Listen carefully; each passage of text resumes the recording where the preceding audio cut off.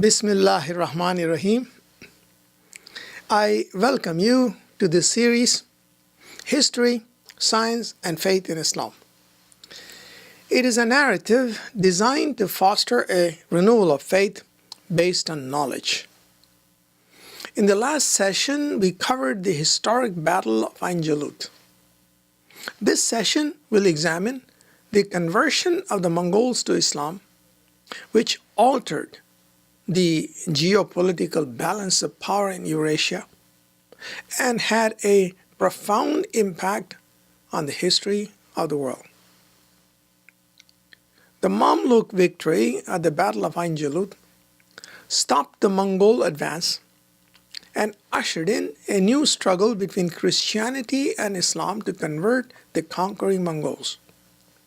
In the last third of the 13th century, the geopolitics of Eurasia was dominated by this struggle.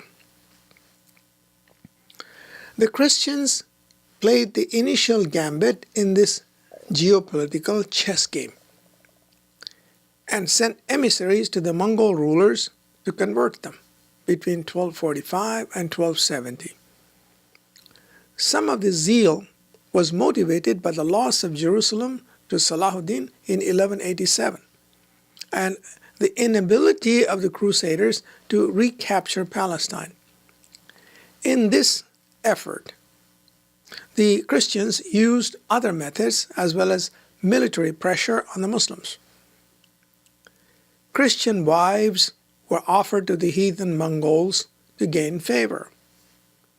Dokuz Khatun, the chief wife of Hulagu, was a Christian. Mary, a daughter of Emperor Palaeologus, was sent as a bride to Hulagu Khan.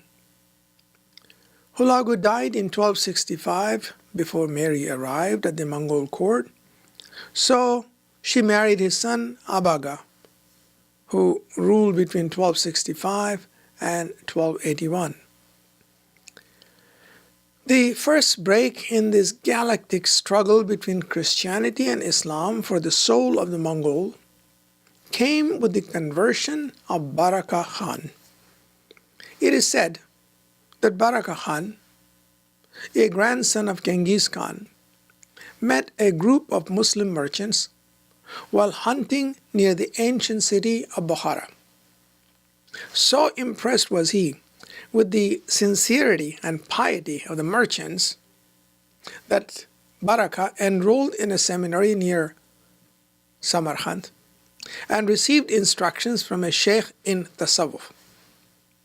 The love of God illuminated his heart, and Baraka Khan embraced Islam in 1254. Baraka Khan was a prince of the Golden Horde of Russia.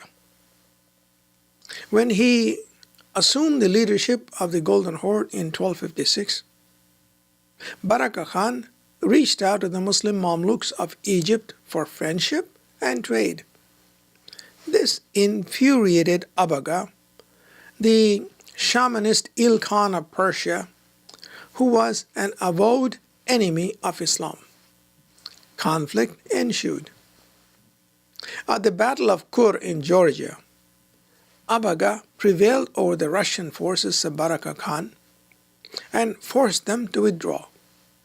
But the real military challenge to Abaga came from Egypt.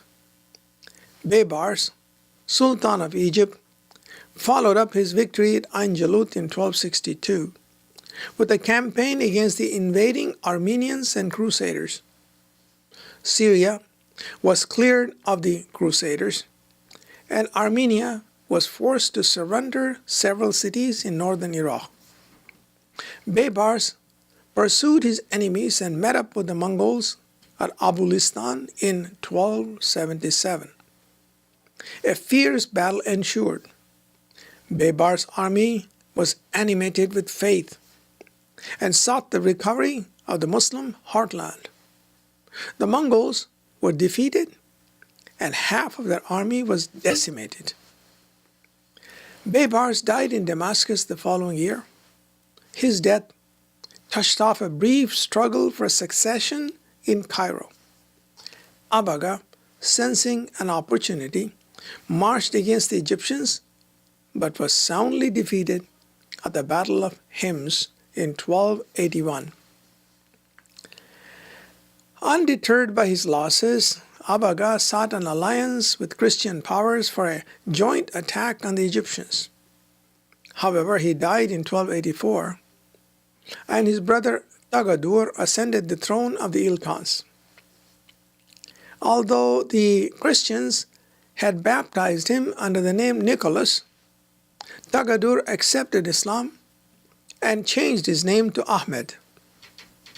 Prince Ahmed sought friendly relations with the Mamluks of Egypt, which were reciprocated. However, the triangular struggle between the Mongols, the Christians, and the Muslims was not over yet. Many in his army were unhappy with Ahmed for his friendliness towards the Muslims. He was dethroned, and Argun, the son of Abaga, was made the ruler. Argun, like his father Abaga, was a bitter enemy of Islam and made several proposals to Christian kings for a joint attack on the Muslims. But before an attack could be mounted, Accra, the last stronghold of the Crusaders in Palestine, fell to the Mamluks in 1289. With its fall, the fate of the Crusaders in West Asia was sealed. Argun died in 1291, and a struggle for succession followed. In 1295, Ghazan Khan ascended the throne of the Ilkhans and proclaimed himself a Muslim monarch. With his conversion, Islam won the battle of the soul for the Mongols. This victory was decisive. From now on, Asia would belong to Islam. Christianity was to be relegated to the West. The accession of Ghazan did not bring to an end the rivalry between the Mamluks and the Ilkhans. A struggle ensued for the control of the Syrian highlands. Ghazan briefly occupied Damascus, but this time the occupation was done in the name of the Quran. Ultimately, however, the Mamluks prevailed at the Battle of Marju as-Sufar in 1301. Syria remained closely tied to Egypt rather than to Persia.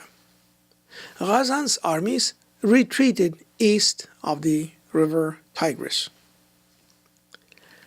Ghazan is known in history as the first great Mongol Khan who attempted to introduce administrative reforms in his empire and to rebuild Persia, Iraq, and Central Asia after the devastations of the previous century. A man of piety and good sense, he reduced taxation, reformed the revenue system, helped the peasantry, founded a postal system, organized the administration of justice, and punished the Mongol bandits who had roamed the countryside since the days of Genghis Khan.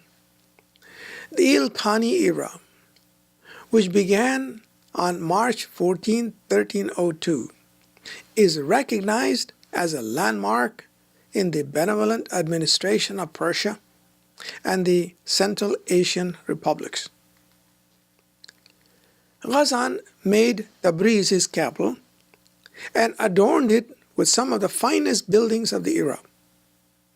Utilizing the legacy of pre-Genghis artisans, he built a magnificent Jami' Masjid, founded several universities, and invited many of the scholars of the age to teach there. He built roads, hospitals, and an astronomical observatory, which was one of the finest in the world. Stipends were offered for advanced studies, and the study of Farsi and Arabic was encouraged. Geometry, art, astronomy, architecture, and Farsi literature thrived. The Persian heartlands once again became a center for Islamic learning. Ghazan's conversion provides a benchmark in the history of the Muslim peoples. With the conversion of Ghazan and the consolidation of his power in Persia, the geographical divide between the Mediterranean world and Central Asia was re-established at the Euphrates River, just as it was at the time of Khalifa Amin and Mamun. For 500 years prior to the Mongol invasions, the Arabic language had dominated Islamic learning. The scholars in faraway Farghana, as well as Andalus, wrote in Arabic. The 75 years between Genghis and Ghazan, that's between 1218 and 1295, was a period of trial during which the fate of the Muslim world hung in balance. The fall of Baghdad in 1258 was the midpoint of this trial. With the conversion of Ghazan, a new era dawned, and the initiative passed on to the Farsi-speaking peoples. The Mongol invasions had exterminated the urban populations of Central Asia and Persia, including the Arabic-speaking elite. Rural sheikhs who survived the slaughter were more at home with Farsi. After the 14th century, Farsi became the lingua franca for the Muslims of Asia, even while Arabic remained the language of prayer and the sacred scriptures. Sufi masters such as Rumi, poets such as Saadi, Hafiz, Jami, and modern writers such as Muhammad Iqbal wrote in Farsi or Persian. The Ottomans, Safavids, and the Mughals, as well as lesser dynasties in the Indian Deccan region, used Farsi as their court language. Sufi thought profoundly influenced the Farsi language, as well as modern languages such as Turkish, Urdu, Pashto, and Malay. These observations illustrate a major difference in the historical experience of the Muslims of non-Arab Asia as compared to those of the Arab heartland. Whereas the former is more spiritual, the latter emphasize fiqh and sharia. The differences in the historical experience of Arabs and non-Arabs might explain some of the misunderstandings that arise when Muslims from different parts of the world interact in a melting pot like America. Islam had conquered the conquerors. The Mongols, along with their cousins the Turks and the Tatars, became the champions of Islam in the succeeding centuries and carried it to India, Indonesia, Malaysia, and Africa. But this Islam was different in its approach to the transcendent from the Islam of the classical Islamic era.